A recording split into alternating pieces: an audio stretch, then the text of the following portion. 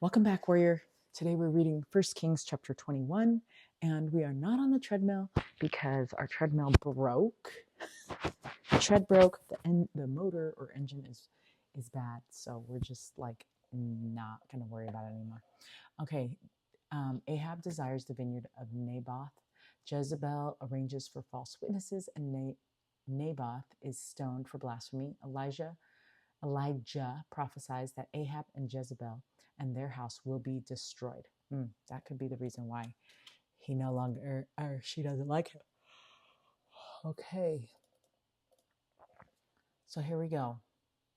And it came to pass after these things that Naboth the Jezreelite had a vineyard which was in Jezreel, hard by the palace of Ahab king of Samaria. And Ahab spake unto Naboth, saying, Give me thy vineyard, that I may have it for a garden of herbs, because it is near unto my house.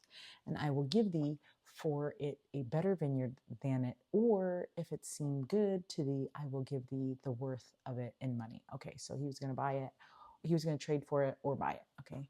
And Naboth said to Ahab, The Lord forbid it me that I should give the inheritance of my fathers unto thee. Okay, so now we have like issues because Ahab said that the Lord forbade him to do that. I mean, Naboth told Ahab that he couldn't because the Lord forbid it. And Ahab came into his house heavy and displeased because of the word which Naboth the Jezreelite had spoken to him. For he had said, I will not give thee the inheritance of my fathers. And he laid him down upon his bed and turned away his face and would eat no bread. Okay, so Ahab was really sad that somebody would not sell him a property or trade him the property, right? But Jezebel, his wife, came in to him and said unto him, Why is thy spirit so sad that thou eatest no bread? And he said unto her, Because I spake unto Naboth the Jezreelite, and said unto him, Give me thy vineyard for money, or else, if it please thee, I will give thee another vineyard for it. And he answered, I will not give thee my vineyard. And Jezebel his wife said unto him, Dost thou not govern the kingdom of Israel? Arise and eat bread, and let thine heart be merry. I will give thee the vineyard of Naboth the Jezreelite. Yes, he's the king, but also like we need to just take it easy, right? Like we don't want to be that kind of people. Okay, so look at that. I'm getting tired. This is why we walk. So she wrote letters in Ahab's name and sealed them with his seal and sent the letters unto the elders and then to the nobles that were in his city dwelling with Naboth. And she wrote in the letters saying, Proclaim a fast and set Naboth on high among the people. And set 2 men, sons of Belial, before him to bear witness against him, saying, Thou didst blaspheme God and the king, and then carry him out and stone him, that he may die. Oh, this is like what David did. This is what King David did. This is not good. You cannot do this to people. And the men of the city, of his city, even the elders and the nobles who were the inhabitants in his city, did as Jezebel had sent unto them, and as it was written in the letters which she had sent unto them. They proclaimed a fast and set Naboth on high among the people. And there came in 2 men, children of Belial, and sat before him. And the men of Belial witnessed against him, even against Naboth, in the presence of the people, saying, Naboth did blaspheme God and the king. Then he carried him forth out of the city and stoned him with stones, that he died. And then they sent to Jezebel, saying, Naboth is stoned and is dead. That is just so sad, you know? So this is basically just how we know Jezebel's wicked, right? It's making bad choices. So, sometimes guys make bad choices and then girls make bad choices. So Satan's not just going to tempt the guys. Satan's also going to tempt females, women. You got to watch out for everybody and who they are listening to. So this is a sad and powerful story about choices and integrity, which demonstrates,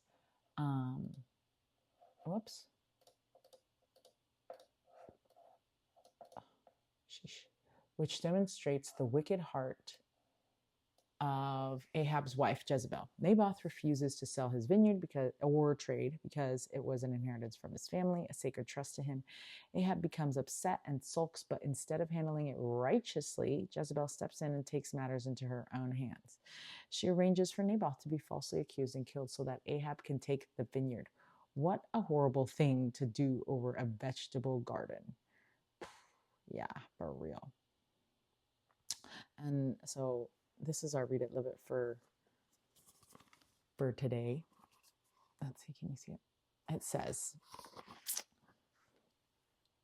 seest thou how Ahab humbleth himself before me? Oh wait, just kidding. This is, there's still more verses.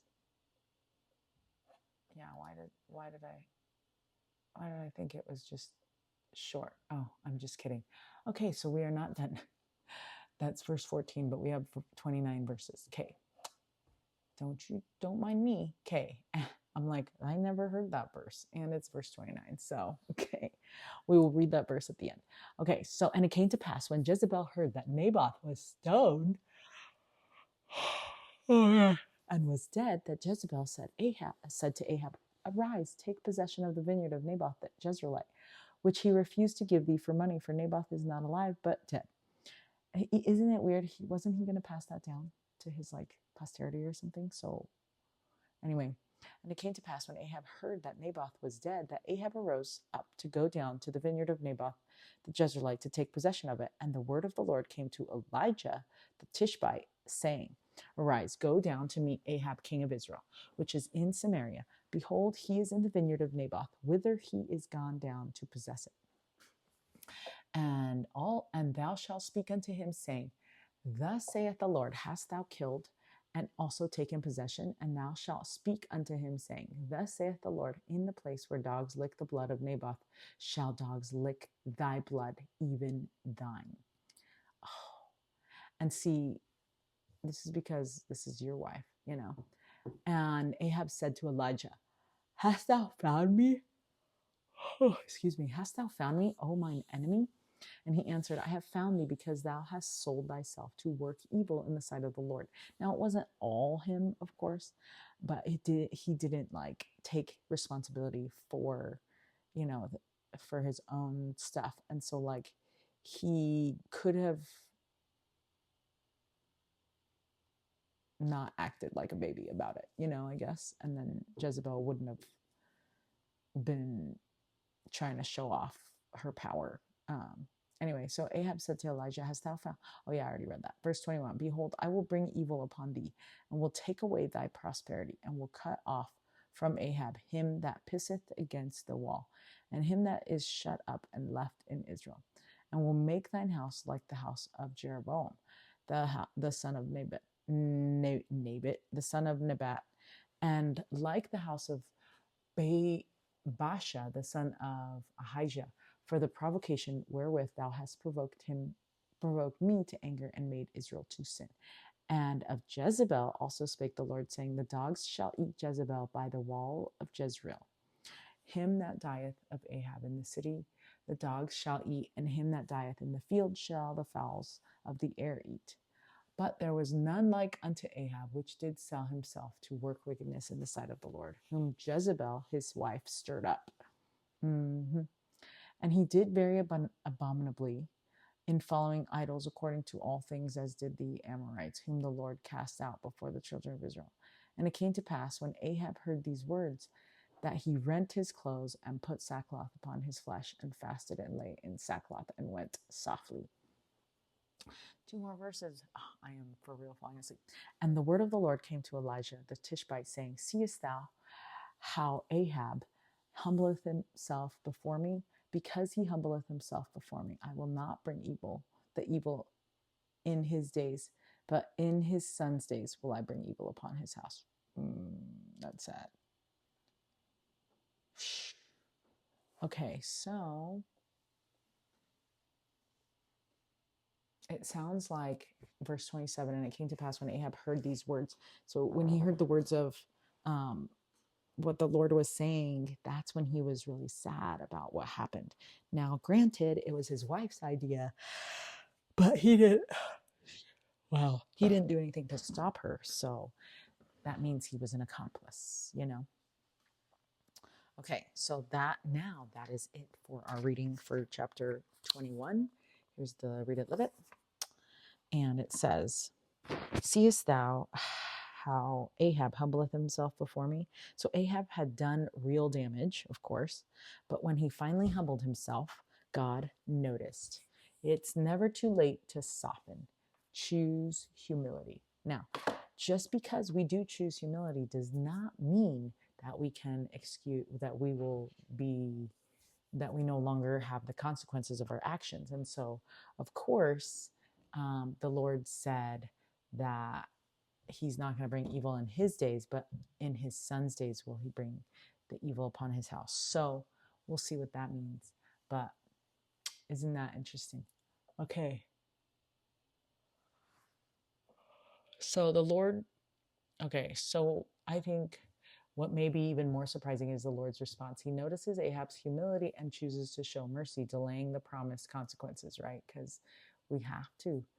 Even after so much wrongdoing, the Lord still responds to sincere humility. It's a powerful reminder that the Lord honors even small steps towards repentance. And if you're like me and you procrastinate all kinds of stuff, then your kid having a consequence later down is super super hard to like fathom. But